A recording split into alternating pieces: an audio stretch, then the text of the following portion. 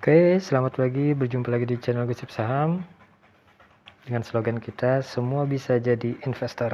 Oke, jangan lupa subscribe, follow, like, comment, share, dan kalau ada yang pengen kalian tanya, komen aja nggak apa-apa. Oke, hari ini Kamis 1 Mei 2025. Hari ini hari buruh ya. Pasar bursa tutup. Oke, semoga selamat buat teman-teman kita yang mungkin berprofesi sebagai buruh.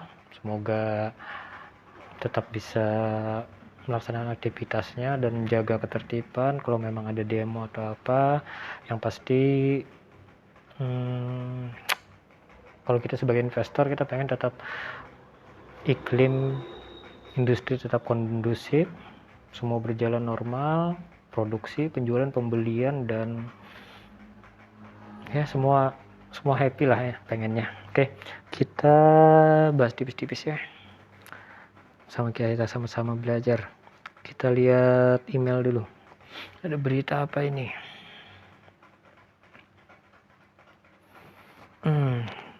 Google Trend. Oh, ini berarti ada dividen dari perusahaan-perusahaan di bursa Amerika. Oke, kita lihat dari apa ini. Oke, $0,41 dari Annaly Capital Management. Oke, terima kasih. Annaly Capital Management dengan kode emiten NLI ini salah satu pengelola keuangan ya, aset manajemen. Oke, karena itu aku salah satunya suka invest di perusahaan yang bergerak di bidang keuangan, energi, logistik, dan teknologi sesuai sarannya Warren Buffett. Oke, terima kasih. Semoga tetap eksis walaupun Amerika mungkin ke arah resesi juga. Selanjutnya kita juga dapat dividen dari kode emiten MO. Ini dari apa ini? $0,002. Oke, nggak apa, terima kasih. Altria Group ini salah satu holding, kayaknya lupa ingat aku. Altria Group ini apa, holding di bidang consumer good juga kalau nggak salah. Oke, sekali lagi terima kasih. Oh, ini juga ada dari GPM. Ini salah satu aset manajemen terbesar JP Morgan Cash Co. $0,04. Oke, terima kasih. Nah, ini bukan berarti kita sebenarnya pendukung Amerika, cuman kita belajar buat menjadi warga global. Kita mempelajari perekonomian seluruh dunia melalui bursa Amerika. Sekarang dari ACP. Oh, ini berarti kebetulan hujan dividen ini. Mereka kebetulan bareng berarti. Aberdeen Income Credit Strategies Fund ya, salah satu pengelola manajemen aset juga, $0,03. Oke, terima kasih. Kita kumpulkan aja walaupun ya mungkin beraceh, tapi nggak apa, kita kumpulkan, nanti kita belikan lagi sahamnya sehingga jumlah kepemilikan lot saham kita terus bertambah. Itu sih intinya. Ada lagi ternyata dari apa ini, oh kecil, $0,01, nggak apa, dari ini indeks S&P 500 ETF. Oke, ini juga salah satu saran Warren Buffett kalau yang investor nggak ngerti, kurang ngerti, nggak bisa ngebaca keuangan, pegang indeks S&P 500 aja udah dipastikan naik. Itu sih pesannya Warren Buffett, karena beliau pernah bertaruh dengan pengelola dana besar lah di Amerika. Beliau bertaruh selama 5 tahun, aset siapa yang terbesar. Pengelola keuangan tersebut terserah dengan ilmunya, dengan kemampuannya, invest sana, invest ini, dan bla bla bla bla bla. Sementara Warren Buffett cuma masukkan ke indeks S&P 500 dan udah dibiarkan gak ngapa-ngapain. Setelah 5 tahun kemudian ternyata punya Warren Buffett jauh mengalahkan pengelola dana tersebut, dan hasil pertaruhan kalau nggak salah disumbangkan. Jadi ya memang S&P 500 ini mewakili perusahaan-perusahaan besar Amerika yang pasti bertumbuh dan rutin bagi dividen. Nah, sama Warren Buffett, dividen kayak gini dikumpulkan, invest lagi, dan terus meningkat. Oke, cuman untuk IHSG kita kayaknya mungkin belum bisa diterapkan karena IHSG kita ini digerakkan oleh saham-saham yang nggak ada fundamentalnya atau saham-saham gorengan lah. Oke, terima kasih. Kita apa lagi nih? Google Gemini bukan. Oh, ada rapat umum dengan saham dari Harta Dinata Abadi, Harta. Oh, ini sedang RUPS. Oke, kita wakilkan aja. Dia pengelola eksportir emas batangan dan emas perhiasan kalau nggak salah. Oh, bukan nggak salah, emang bener sih. Oh, ini masih sama. Kemudian apa ini? Rapat pemegang saham Bank Pembangunan Daerah Jawa Timur BJTM. Oke, terima kasih dari BJTM. Mereka rapat biasanya buat menunjukkan laporan kinerja dan pembahasan pembagian dividen kali. Oke, selamat, kita wakilkan aja. BJTM udah. Ini nih. Oh, ada pembagian dividen. Dari mana ini? Jadwal pembagian dividen BJBR Bank Jawa Barat, Bank Pembangunan Jawa Barat. Oke, hari ini 1:85,25. Oke, terima kasih Bang JBJR. Walaupun ada isu-isu gak enak sih. Aku punya berapa ini? Aku punya 10 lot. Oke, terima kasih.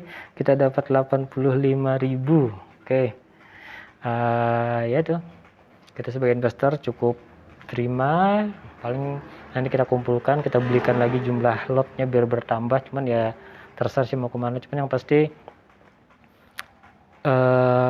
kita ikut Warren Buffett sih. Kita ada rezeki, kita hidup sederhana atau frugal living.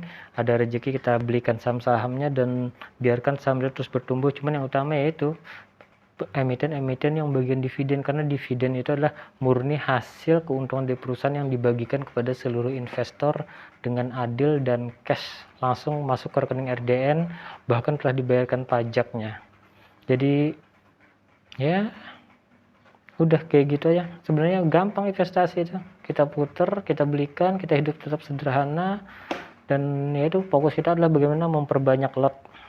Terlepas dari, cuman lebih bagus lagi itu kita bisa mengelola, kita baca laporan keuangan perusahaan, kita pilih yang mana, dan sesuai berjalan waktu biasanya kita akan pasti bisa belajar pelan-pelan. Makanya itu kadang slogan kita adalah semua bisa jadi investor, karena itu dulu untuk jadi investor tuh agak berat ya. Dulu harus punya NPWP, terus harus masuk ke sekuritas, dan di sekuritas kalau nggak salah pembelian minimal 10 lot. Jadi sehingga untuk orang-orang kecil, retail kecil tuh berat. Sementara sekarang jauh lebih mudah. Kita bahkan apalagi dengan dipadankannya nik KTP dengan NPWP itu lebih mudah lagi. Artinya kita tanpa perlu NPWP sebenarnya kita udah terdaftar secara langsung, nomor nik kita udah sama dengan nomor NPWP. Dan kita bisa mendaftar, misalnya kayak gini, kita bisa masuk bergabung di sekuritas digital. Dan juga kita udah punya RDN sendiri tanpa perlu RDN bergabung dengan sekuritas, sehingga uang di RDN itu kita yang mengelola, bukan sekuritas lagi. Dulu uang investor digabung satu di sekuritas, sehingga sekuritas ini akan mengelola. Sementara bila ketemu sekuritas nakal, ya udah. Makanya dulu kadang dipandang sebelah mata investasi ya, karena itu sekarang dengan perkembangan teknologi, perubahan peraturan jauh lebih mudah. Sekarang lebih transparan. Jadi sekarang lebih mudah lah. Bahkan apalagi kita bisa beli dalam jumlah kecil, misal satu lot tuh udah kalian misalnya seperti Bank BJBR. Nanti kita bahas ya. BJBR kan harganya murah sebenarnya, nggak nyampe 100.000 kadang malah kemarin tuh. Bayangin dengan uang 100.000 kita bisa satu lot, punya 100 lembar saham, dan kita biarkan Bank BJBR dikelola dengan profesional dan berbagi dividen. Memang BJBR terakhir kemarin kan ada isu-isu gak enak lah, masalah korupsi. Cuman biasanya pasti kebongkar, dan dibandingkan dengan asetnya tetap lebih baik. Maksudnya aset mereka jauh lebih banyak daripada yang dikorupsi, dan untuk pelaku korupsi tersebut ya pasti akan ketangkap. Mungkin sita asetnya yang pasti untuk perbankan sendiri auditnya lebih banyak dan lebih bisa dipercaya dibanding sektor industri lain. Oke, itu dulu mungkin sedikit pemaparan. Oke, selamat kalian juga yang mendapatkan dividen dari Bank BJBR. Terus apa lagi nih?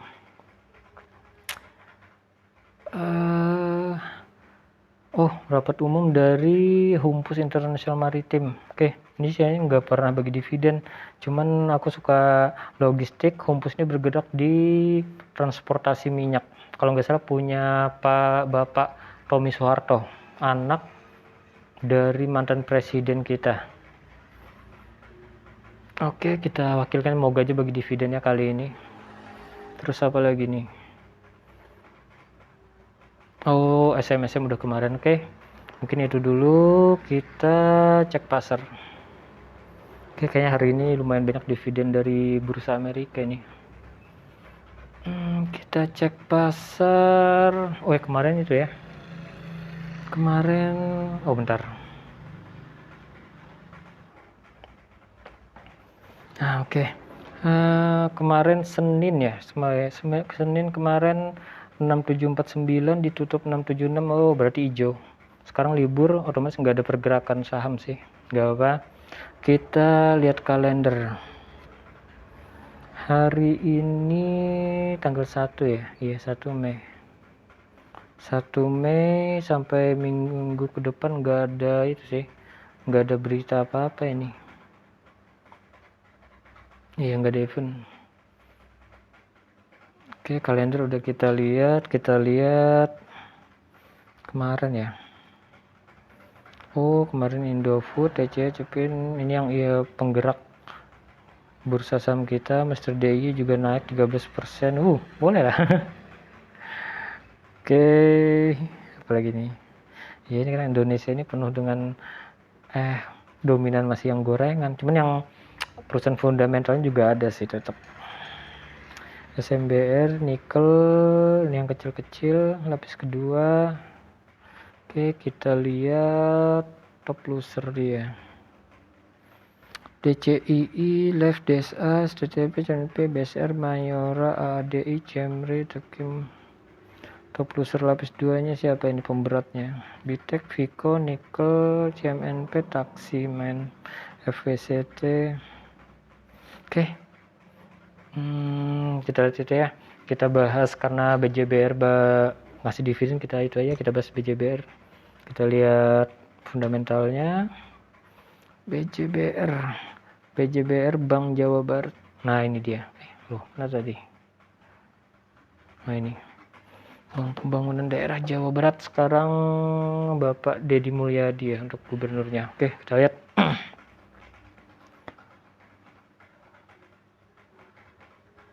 Kok sinyalnya belum? Nah, oke, kita lihat grafik dia. Pertama IPO ya ini ya. Iya. Pertama IPO, kemudian ya dengan dinamikanya memang trennya menurun. Yang untung yang beli di daerah sini kemarin ini di bawah 800. Oke, sekarang udah agak naik. Oke, Bank BJBR ditutup Rp865 per lembar saham atau 86.500 per lot. Nah kan, nggak nyampe 100.000.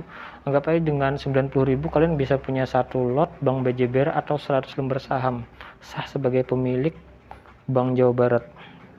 Oke, Bank Jawa Barat ini gabungan dari bank-bank, karena salah satu peraturan dari BI mereka harus memenuhi minimal modal kalau nggak salah. Jadi gabungan dari beberapa Pemda di Jawa Barat. Dan sekarang masuk besar ini kan, dia punya cabang bahkan di provinsi lain. Oke, sekarang kita berkenalan dengan BJBR. Nama perusahaan Bank Pembangunan Daerah Jawa Barat dan Banten Tbk. Alamat Menara Bank Banten, nomor sekian, fax, email, website, tanggal pencatatan bursa saham tahun 2010. Dulu harga per lembar saham dia 600, sekarang udah ada kenaikan berarti. Nah, udah jika kalian beli di harga IPO, sekarang kalian sudah untung dan bahkan dapat dividen. Oke, sekarang pemegang sahamnya kita lihat. Pemda Jawa Barat Sebanten 29%, publik 24%, yang lainnya perorangan. Kayaknya orang kaya ini kan, Setiawan, Riola Nasir, Dedi Setiawan. Pemda Bandung 7%, Cecep Trisna 0,00, Pemda Jawa Barat 38. Oh, yang paling besar Pemdanya. Oh ya benar, Niakania, Suanden, Yudi Renaldi. Oke, ini para pemegang sahamnya persentase. Bank Jawa Barat berdiri dari tahun 99, melandai di bursa 2010. Memiliki visi menjadi 10 bank terbesar dan berkinerja baik di Indonesia. Oke, cita-cita dia baik. Bank Jawa Barat bergerak pada sektor keuangan. Direktur dia banyak. Komisaris yang terbaru ini kalau nggak salah itu Bosman Mardigu sama Helmi Yahya. Iya, Pak Helmi Yahya. Mereka baru RWPS kemarin. Oke, sekarang kita lihat laporan dividen. Oh, ini laporan dividen dia yang terbaru, Rp85 per lembar saham. Tahun kemarin 94. Oke, ada penurunan berarti. Mungkin karena kasus juga mempengaruhi, tapi nggak apa, yang penting kasusnya udah kebongkar, karena namanya koruptor itu pasti ada lah. Ini kasusnya kalau nggak salah manipulasi atau fiktif periklanan. Iya. Ya biasa, cuman akhirnya pasti kebongkar juga kayak gitu. Biasa kebongkar apabila pergantian gubernur. Iya, karena Bank Jawa Barat itu otomatis pemilik atau penentunya terbesar adalah gubernur, karena pemegang saham terbesar adalah Pemda Jabarnya. Jadi ya kalau jadi oknum gubernur melakukan itu pasti ada dan kebongkar pada saat pergantian. Itu udah biasa lah di Indonesia. Yang penting kita sebagai retail, ya kita nebeng, kita dapat pembagian dividennya aja. Soal mereka tetap bekerja profesional, paling kita bantu doakan aja. Oke, finansial kita lihat revenue dia bagus, net income juga ada, aset lebih banyak daripada utang, bagus, cash flow dia juga bagus, financing ada kerugian berarti ini. Mungkin dia belum ada finance, dia mungkin investasi di sektor mana, tapi mungkin masih belum mengembalikan hasil. Itu bisa lebih rinci dilihat nanti di laporan keuangannya. Tapi selama dia masih normal, nggak apa-apa.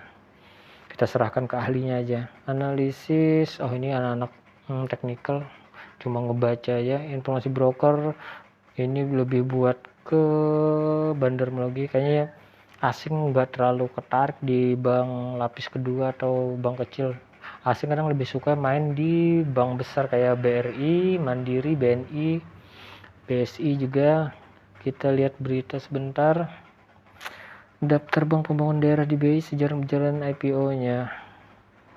IHSG menguat, income dividen, oke. BJBR store dividen 896 miliar cair pertengahan Mei. Oh iya, udah bener. Oke, sekali lagi selamat. Nah, sekarang kita lihat ke statistik dia. 2025 dia belum melaporkan laporan keuangan. Oh ya, ini ada penurunan net income dia dibanding 2023-2024 1,37 triliun. Nah, biasanya ini menurun, banyak penyebabnya, mungkin karena kasus kemarin salah satunya, atau juga daya beli masyarakat atau kredit menurun. Cuman arahnya sih lebih ke daya beli dan penurunan kredit, apalagi investor asing masuk ke Jawa Barat. Beritanya kan kemarin diganggu sama ormas, itu salah satu yang mempengaruhi iklim investasi juga. Kita lihat IPS dia. IPS 13147.